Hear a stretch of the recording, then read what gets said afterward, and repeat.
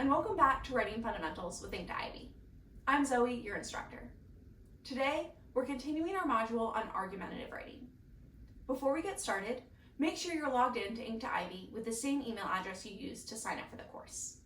Select the orange Writing Fundamentals option on the opening screen, and make sure you're in the argumentative writing section on the upper left.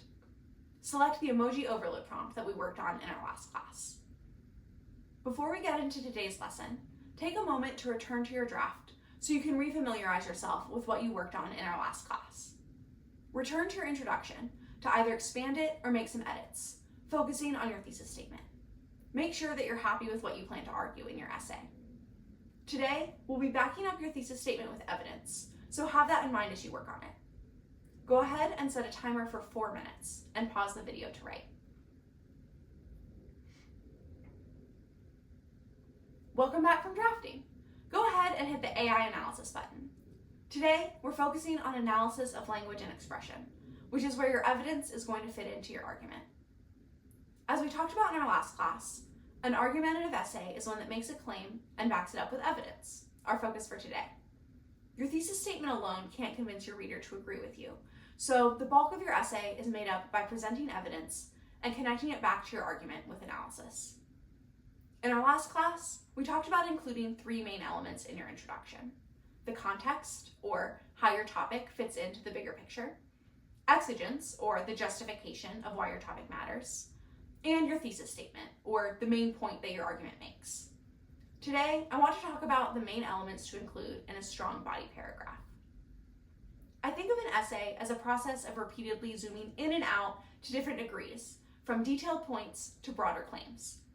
Your intro, for example, started zoomed out with the broader context, and then zoomed in to your argument with your thesis statement. Your body paragraphs then zoom in even further. Each body paragraph is going to have what you can think of as a mini thesis statement. This is also called a topic sentence. It should clearly state what the main point of your paragraph is, which will go further in depth to some aspect of your overarching thesis statement. For example, if your thesis statement mentions the benefits of using emojis, one topic sentence might bring up a specific benefit, like adding emotional context to a message, which your paragraph will then examine closely. After introducing your paragraph's main point with your topic sentence, you'll present evidence, which we'll get to in a minute, and then analyze it. You analyze evidence by explaining how it supports your argument. Your analysis will zoom in on the specific evidence to explain it and think about it thoroughly, and then zoom back out to connect it to your broader argument and your thesis statement. Evidence can come in a few different forms. One type of evidence is facts and statistics that you might find in a scientific paper or a news article. You're welcome to include outside sources here if you're already comfortable doing research, but we aren't going to focus on that type of evidence today. We'll practice finding outside sources in our research module.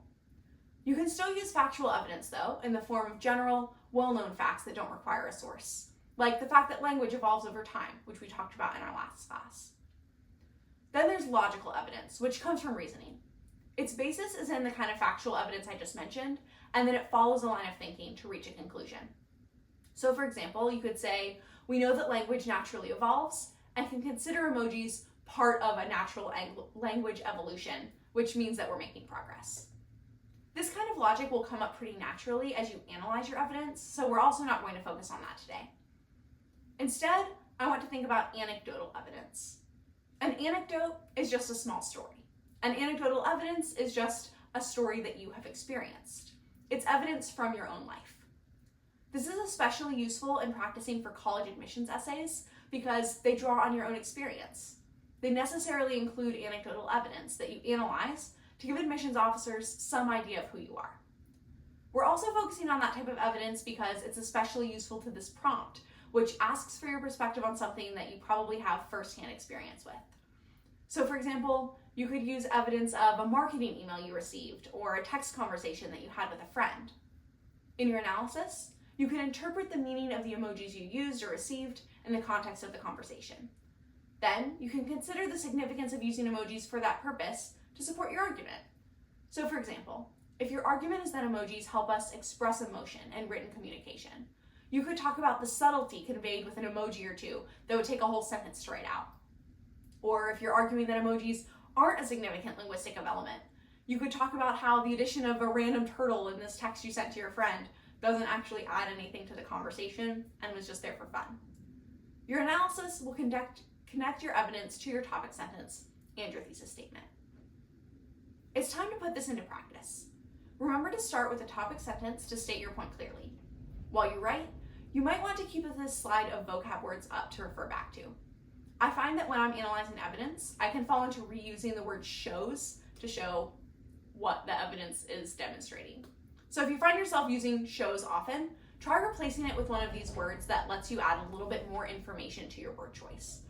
So for example, maybe your piece of evidence shows something but isn't definitive. It just suggests or implies your conclusion. Or maybe your evidence shows something to be true while giving some context or insight. It clarifies or explains your point instead of just showing it. Use these suggestions to make your writing more precise while you work. But this is just an added challenge. Focus on adding anecdotal evidence and analyzing it as you write your body paragraph. Go ahead and set a timer for 10 minutes and pause the video to write. Welcome back from your second writing loop. Go ahead and run another round of AI analysis to see how you've improved. I hope you saw a change in your analysis of language and expression after adding evidence and connecting it back to your argument. You can add more evidence and analysis outside of class, and you'll continue to add to your body paragraphs in our next class when we'll talk about addressing counterarguments. Thanks for writing with Ink to Ivy today.